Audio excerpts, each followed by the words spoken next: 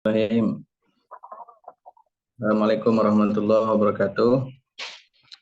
Alhamdulillah, wassalatu wassalamu ala rasulillah, Sayyidina Muhammad ibn Abdillah, wa ala alihi wa wa ala.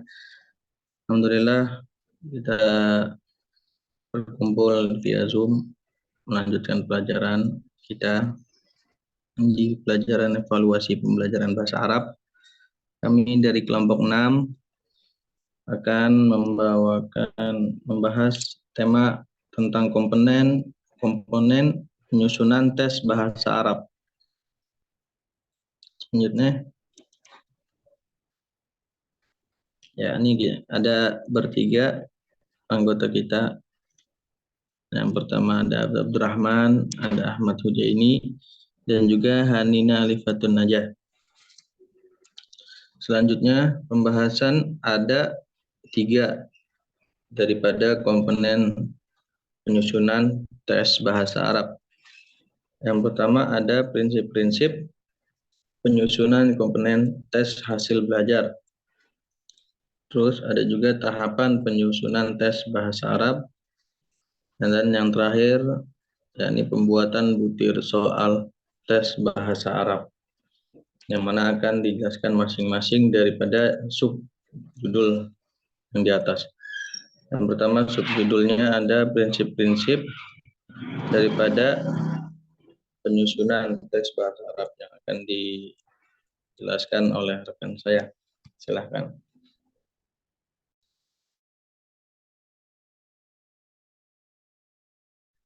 Baik, yang pertama ada materi tentang subnya itu prinsip-prinsip penyusunan tes bahasa Arab. Tes merupakan alat ukur dalam proses evaluasi. Menurut Sujono 2008 pada artikel Astro, alat evaluasi berfungsi untuk mengukur tingkat perkembangan yang telah dicapai peserta didik setelah mereka menempuh proses pembelajaran dalam jangka waktu tertentu. Lalu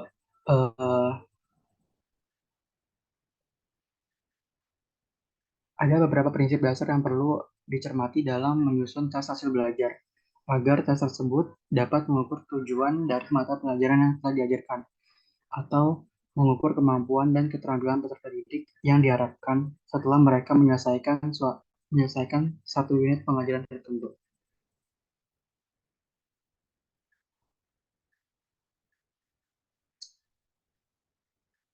Nah, adapun prinsip-prinsipnya yang pertama, tes hasil belajar harus dapat mengukur secara jelas hasil belajar yang telah ditetapkan sesuai dengan tujuan.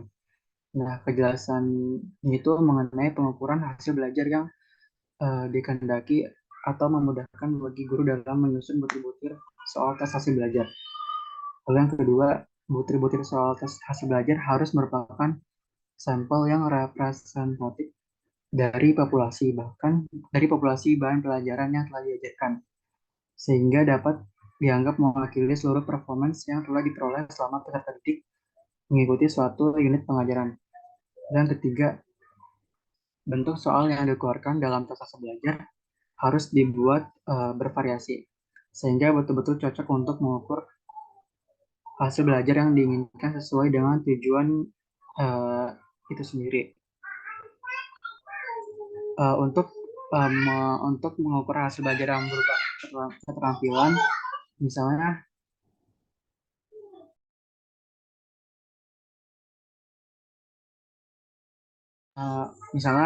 tidak tepat kalau hanya menggunakan soal-soal yang berbentuk esai tes yang jawabannya hanya menguraikan dan bukan melakukan atau mempraktikkan sesuatu. Demikian pula untuk mengukur kemampuan menganalisis suatu prinsip, itu tidak cocok juga digunakan butir-butir soal yang berbentuk objective test yang pada dasarnya hanya mengungkap daya ingat peserta didik.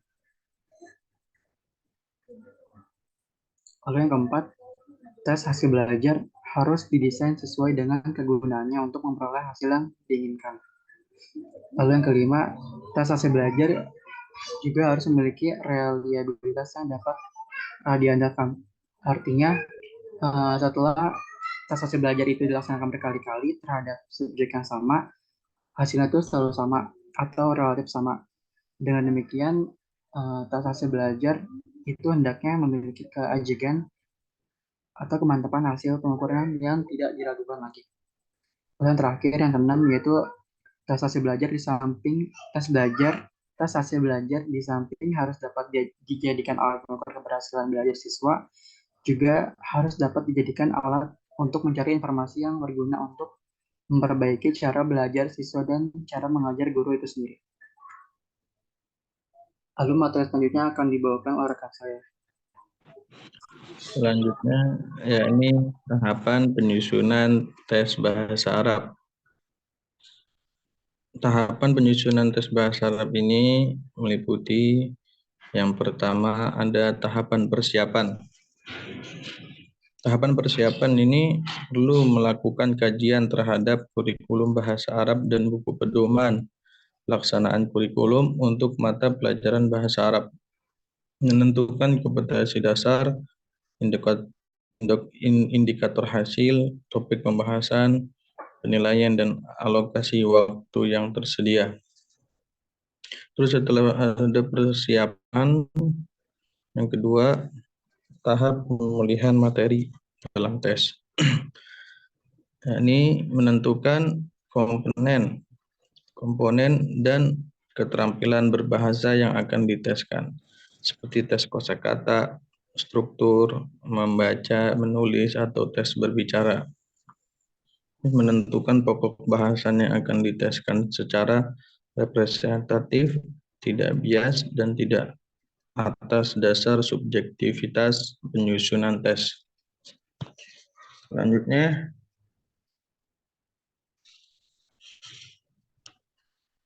setelah itu tahapan penyusunan tes bahasa Arab menentukan bentuk dan jenis tes.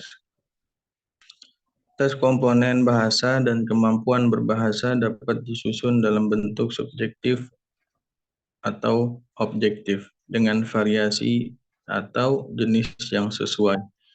Bentuk tes objektif dapat berupa pilihan ganda atau salah benar, sedangkan bentuk tes subjektif dapat berupa esai.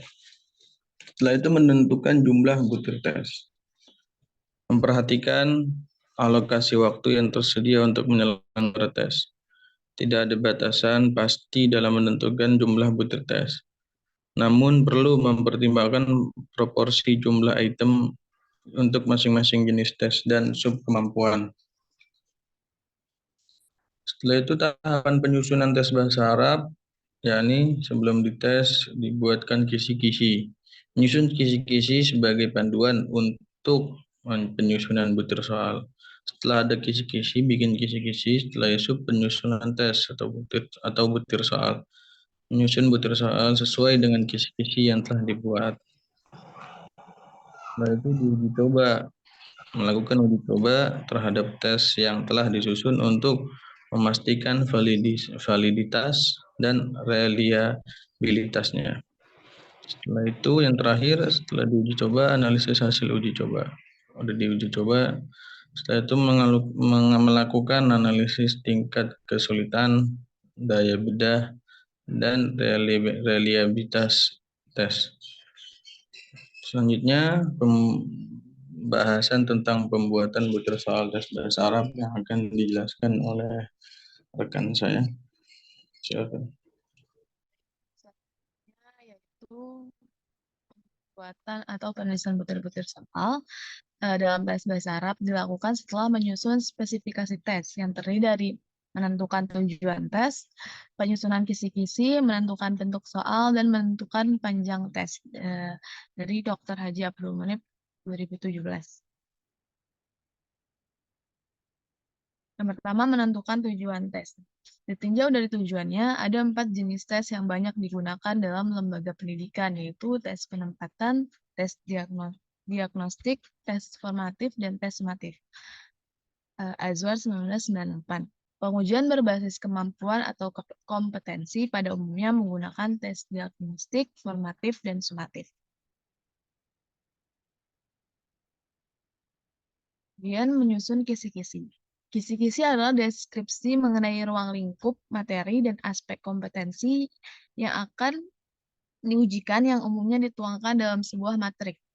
Matrik adalah tabel yang terdiri dari kolom dan baris. Tujuan penyusunan kisi-kisi tes ini adalah untuk menentukan ruang lingkup kompetensi, materi tes, serta bentuk dan jenis tes yang valid sehingga dapat menjadi rambu-rambu dalam menuliskan butir-butir soal. Ada dua bentuk kisi-kisi yang perlu dibuat oleh penyusun tes, yaitu kisi-kisi untuk menentukan proporsi materi dan kompetensi yang diujikan, dan kisi-kisi untuk menentukan bentuk soal yang sesuai dengan muatan materi dan kompetensi.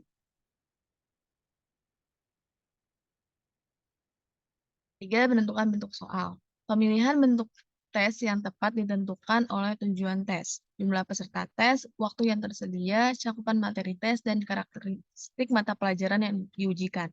Bentuk tes objektif sangat tepat digunakan bila jumlah peserta tes sangat banyak, waktu koreksi yang singkat, dan cakupan materi yang diujikan banyak. Sedangkan tes untuk uraian digunakan bila guru ingin mengukur penguasaan kemampuan tingkat tinggi peserta tes, analisis, sintesis, dan evaluasi. Di samping itu, tes bentuk uraian dipilih jika jumlah peserta tes relatif sedikit dan waktu untuk koreksi relatif longgar.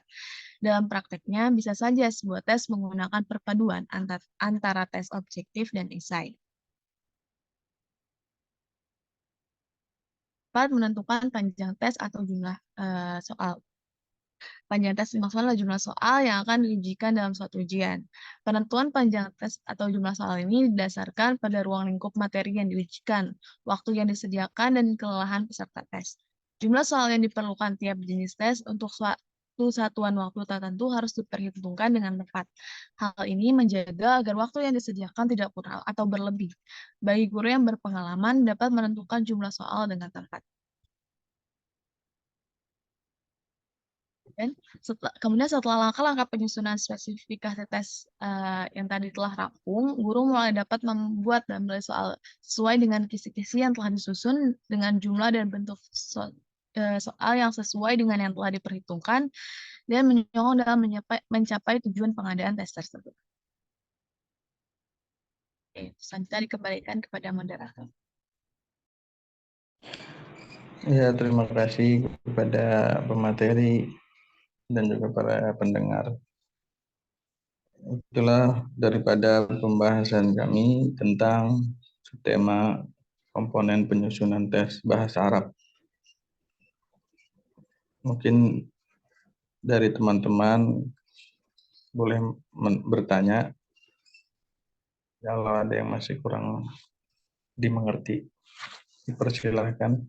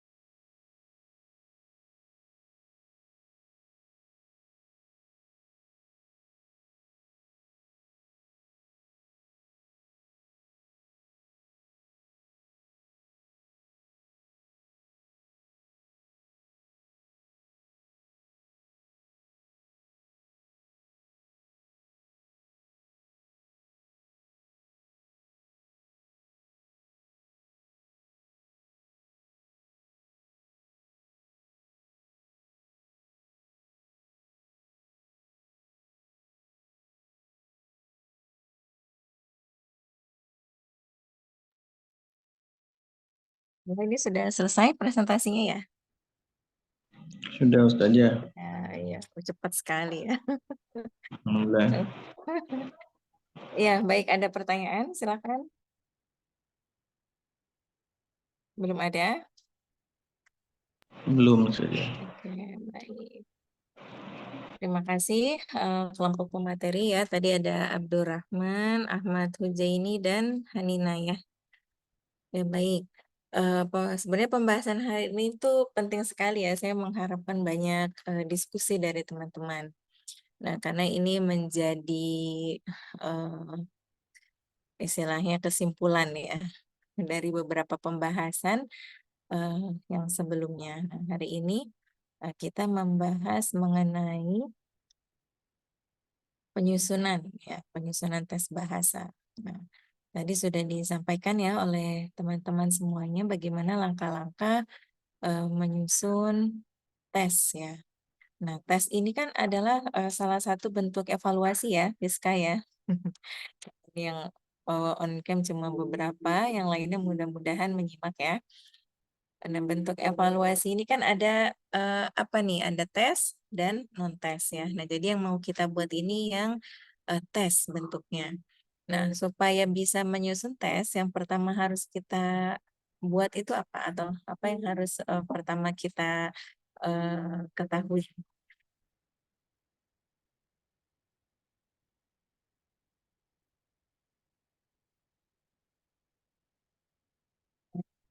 Ini adalah tentang ya informasi kelembagaan ya terlebih dahulu. Jadi di mana gitu ya kita ingin nanti menerapkan tes itu. Jadi tempatnya tesnya sudah ada tempatnya, tahu di mana.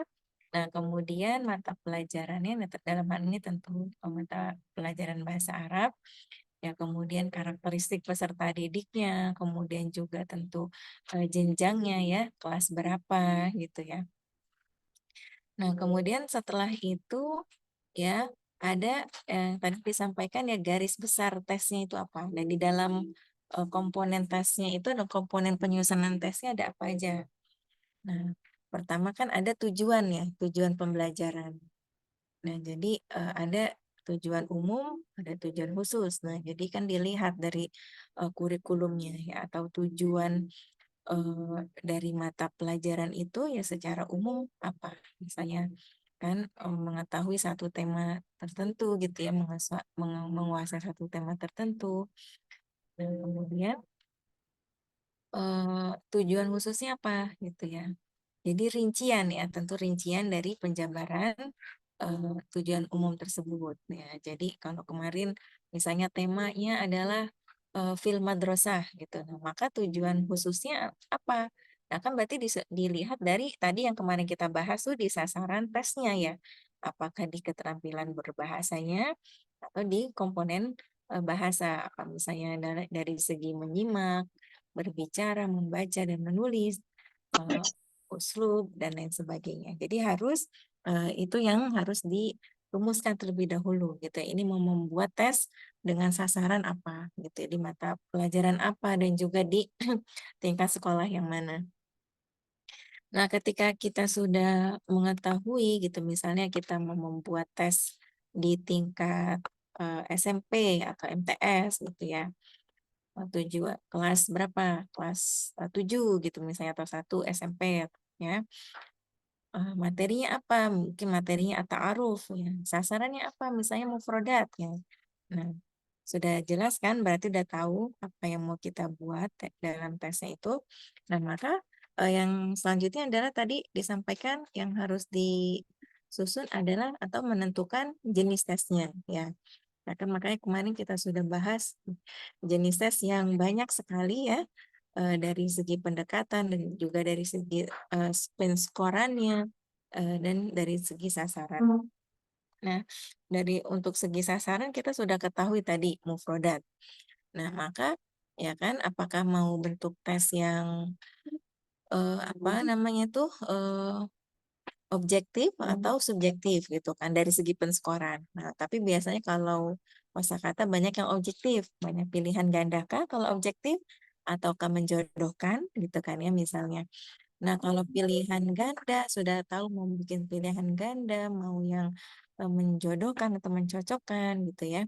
Nah, berarti itu mau pakai pendekatan apa? Apakah pendekatan yang diskret?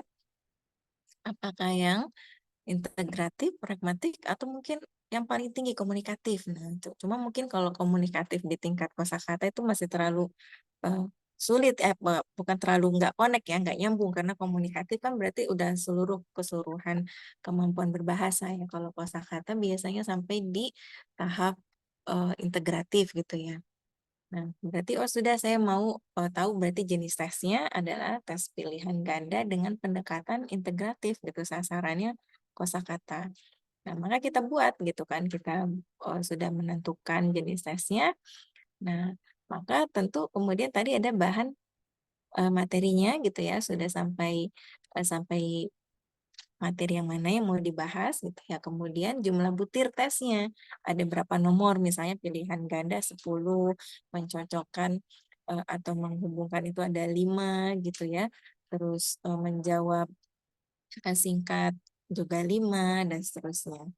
Nah, itu maka ya teman-teman yang perlu kita susun nih di dalam rencana pembuatan tesnya itu sendiri.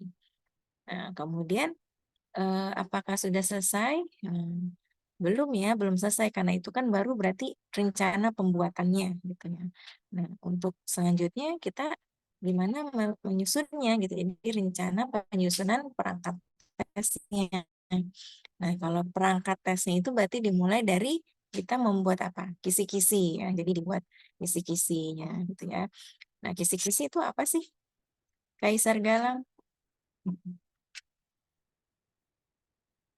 Namanya Kisi-kisi itu apa?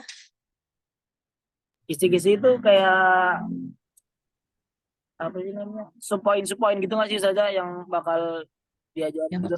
bakal diujikan gitu ya. Iya. Jadi ya tentunya di situ ya selain batasan-batasan gitu ya, juga kalau secara teori kan dibuat rinciannya sangat jelas gitu dari tingkat kesukarannya gitu ya. Kemudian juga penyebaran atau sebaran materi itu ada di nomor-nomor berapa, itu kalau yang kisi-kisi yang detail. Ya mungkin kalau teman-teman yang sudah pernah observasi ke sekolah atau kemarin sudah praktek mengajar, nah itu di beberapa perangkat pembelajaran atau RPP-nya itu biasanya ada yang mencantumkan kisi-kisi pertanyaan atau evaluasi dari setiap pembahasan materi. Nah, kemudian di dalam perangkat tesnya itu juga ada butir-butir tes atau pertanyaannya gitu ya. Jadi mau pertanyaan eh, berapa butir gitu ya, atau berapa nomor gitu. Nah, kemudian selain itu, nah jangan lupa juga membuat petunjuk tesnya gitu ya. Misalnya kalau pilihan ganda, apa kalimat perintahnya? Ikhtar al-ijabah as-sahihah gitu misalnya ya. Alif, ba, atau jim dan sebagainya. Bisa disesuaikan. Atau akmil gitu ya. Al-jumal at-taliyah. Atau kawin al-jumlah al-mufidah minal mufradat at-taliyah dan seterusnya. Nah, kalau untuk ulangan harian atau tes-tes di setelah pembelajaran itu ya biasa mungkin ada diberikan juga contoh pengerjaannya gitu. Tapi kalau untuk ujian-ujian tidak lagi disampaikan atau dicantumkan contoh pengerjaannya. Ya, kemudian setelah ada soal-soalnya, nah penting juga untuk membuat kunci jawaban. Jadi kunci jawaban juga harus dibuat. Jadi jangan sampai nanti ketika kita ngoreksi kita malah bingung sendiri, ini soal ini maksudnya mana nih jawabannya gitu kan. Jadi guru juga harus menyusun kunci jawaban. Dan tentunya ada rambu-rambu penskoran. Kemarin tuh sempat ada yang menanyakan antara tes objektif dan subjektif ya. Jadi ini kan tentu dilihat dari cara men-skor ya, memberikan skor. Dua-duanya tentu ada kelemahan, ada kelebihan. Kalau tes objektif, kelebihannya adalah itu mudah dikoreksi ya. Jadi siapapun yang mengoreksinya itu tidak akan berbeda skornya gitu ya. Nah, kalau dari segi penyusunan tentu ini akan lebih ribet sebenarnya ya, lebih sulit menyusun tes pilihan ganda kan, karena kita harus menyiapkan apa jawaban-jawaban pengecoh gitu kan ya. Dan juga harus detail ya membuat pertanyaan supaya anak-anak menjawabnya dengan jelas. Nah, kalau untuk tes subjektif gitu ya, ini memang akan agak lebih berat menilainya gitu ya. Nah, untuk apa ya, supaya tidak nanti ketika mengoreksi itu unsur subjektivitasnya terlalu tinggi, bukan sekedar suka atau tidak suka ke peserta didiknya. Nah, itu maka perlu dibuat rubrik penilaian atau rambu-rambu penilaian. Ini meskipun kita misalnya membuat esai, nah kita juga tetap harus menentukan misalnya kalau jawabannya sangat jelas gitu ya, dilengkapi dengan contoh-contoh, tidak ada kesalahan gramatika, maka misalnya nilainya 5 gitu skornya, atau poinnya dari nomor satu nomor ada 5 skornya gitu ya. Atau kalau misalnya jawabannya cukup jelas, bukti-bukti juga cukup ada gitu ya, tapi ada kesalahan gramatikal, nah itu skornya bisa dikurangi gitu ya. Itu jadi cara ya menilai dari skor atau dari tes yang subjektif gitu. Jadi ketika dinilai oleh orang lain pun atau orang yang berbeda yang mengoreksi itu tetap punya rambu ya atau rubrik penilaian, jadi tidak terlalu berbeda gitu ya. Jadi bukan jawaban yang paling banyak kalau barisnya banyak skornya tinggi ya, tidak ya, tapi tetap ada strukturnya ya atau ada ketentuan-ketentuan yang disesuaikan dengan tujuan pembelajarannya. Nah, kalau secara sederhana gitu ya penyusunan tes sebenarnya cukup sampai situ ya, cukup sampai kita menyusun ada evaluasi atau apa namanya, ada tadi kunci jawaban dan juga rambu-rambu penilaian.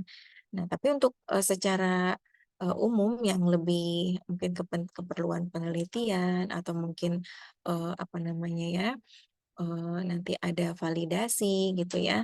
Nah, itu ada juga nanti dalam penyusunan tes itu ya, kita menentukan ini bagaimana menguji validitas dan reliabilitasnya. Nah, nanti untuk validitas dan reliabilitas itu nanti akan dibahas nanti setelah UTS.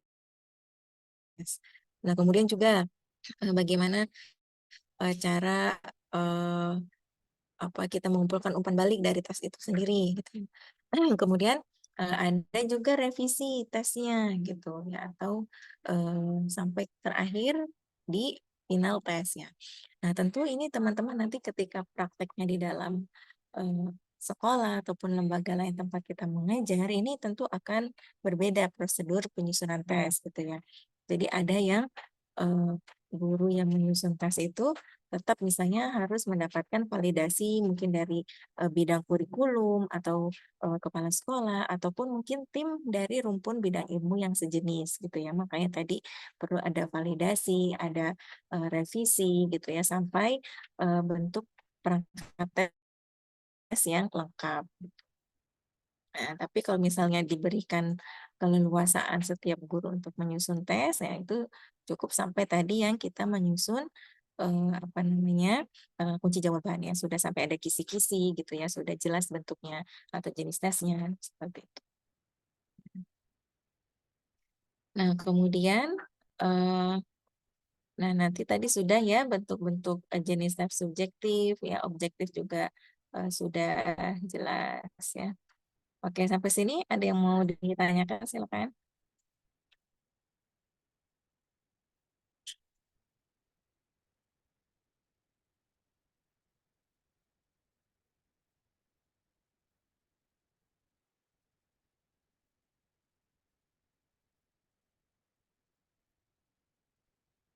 Ini diam karena sudah jelas atau bingung atau gini Farah, Nabila?